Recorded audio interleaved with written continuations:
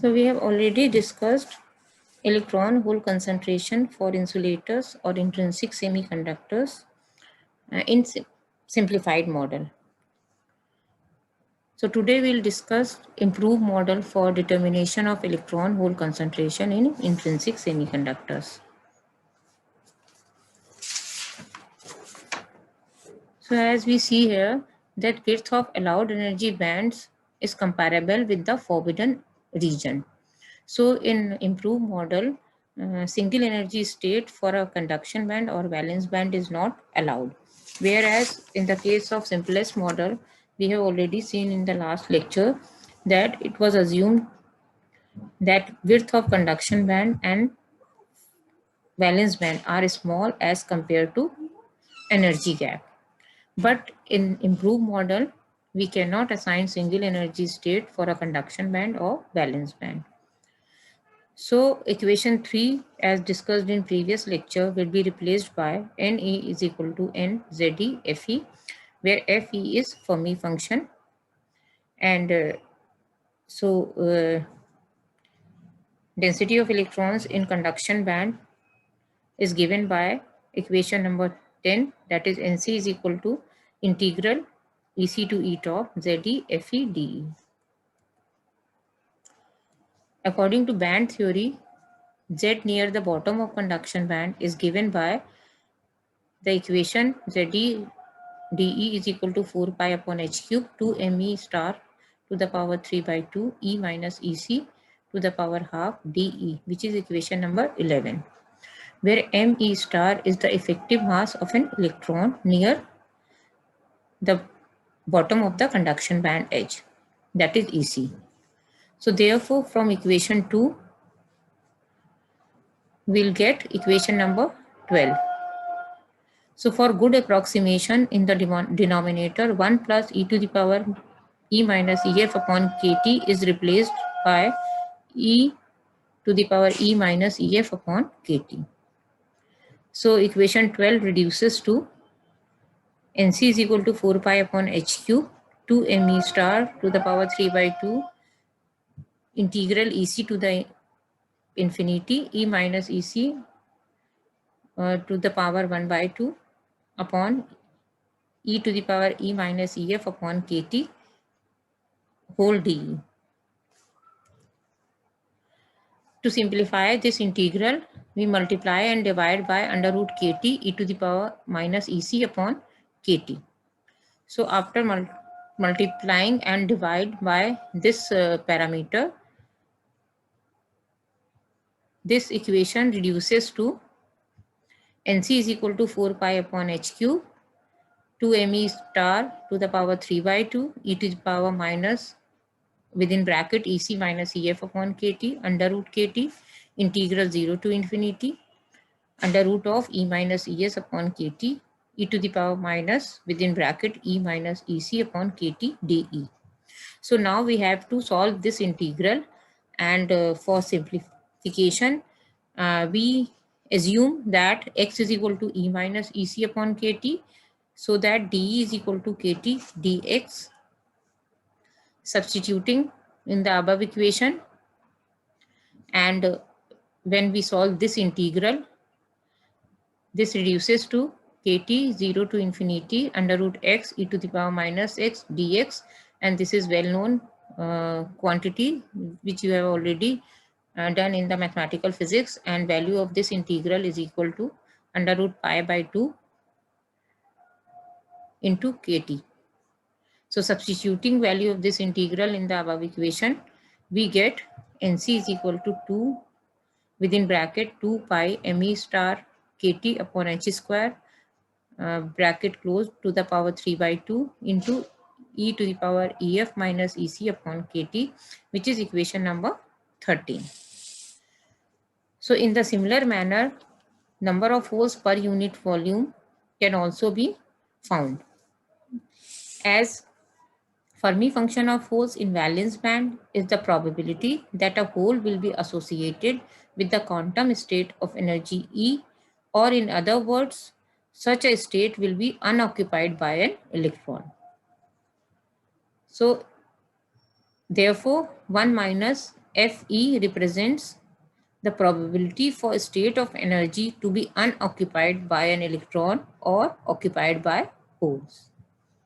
So the number of electrons per unit volume, number of holes per unit volume in valence band is given by NH is equal to integral E bottom to EV ZE 1 minus FE DE.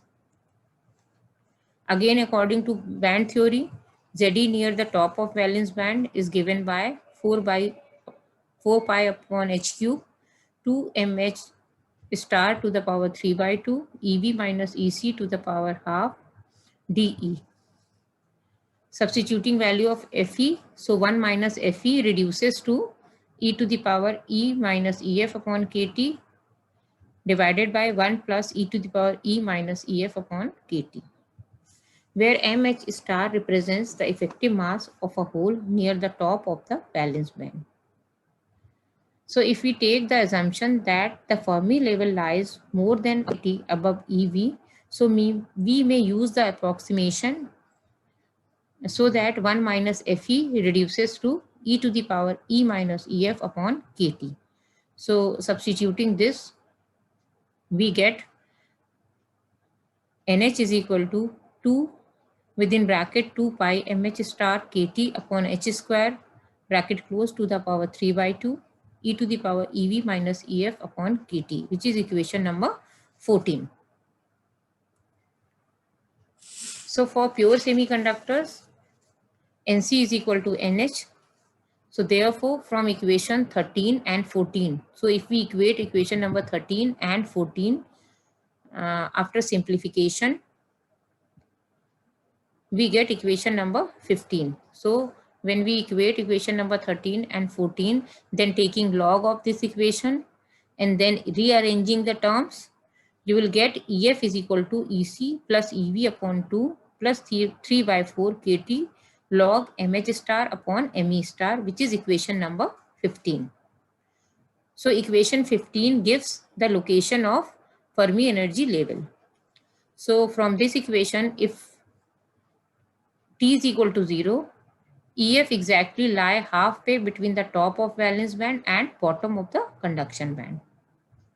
Another condition, if MH star is equal to ME star, then again Fermi energy level lies exactly halfway between the top of the valence band and bottom of the conduction band. But in general, ME star is not equal to MH star. In general, MH star is greater than ME star. That means effective mass of holes is greater than effective mass of electron. So in this condition, the Fermi level is raised slightly as temperature increases. So from equation number 13, 14 and 15,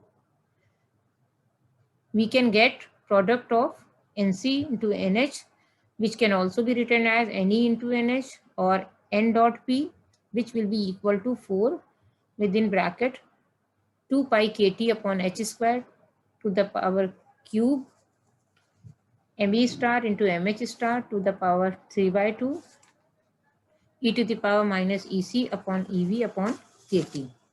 So this is equation number 16. So equation number 16 is an expression of the law of mass action. Since for intrinsic semiconductors, N is equal to P, so in place of N and P, we can write down Ni. So equation 16 can be rewritten as Ni square is equal to 4 within bracket 2 pi KT upon H square to the power 3 Me star into MH star to the power 3 by 2 e to the power minus Eg upon 2 KT, or Ni is equal to 2 into 2 pi KT upon H square to the power 3 by 2 Me star into MH star to the power 3 by 4 e to the power minus Eg upon 2 KT, where Eg is the forbidden energy gap. So equation 18 gives the density of electrons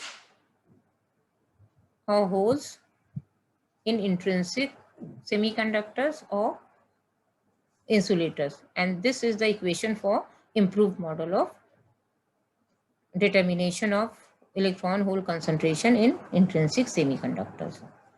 So in these are the references which I used to prepare this video. So in next turn we'll discuss models for extrinsic semiconductors.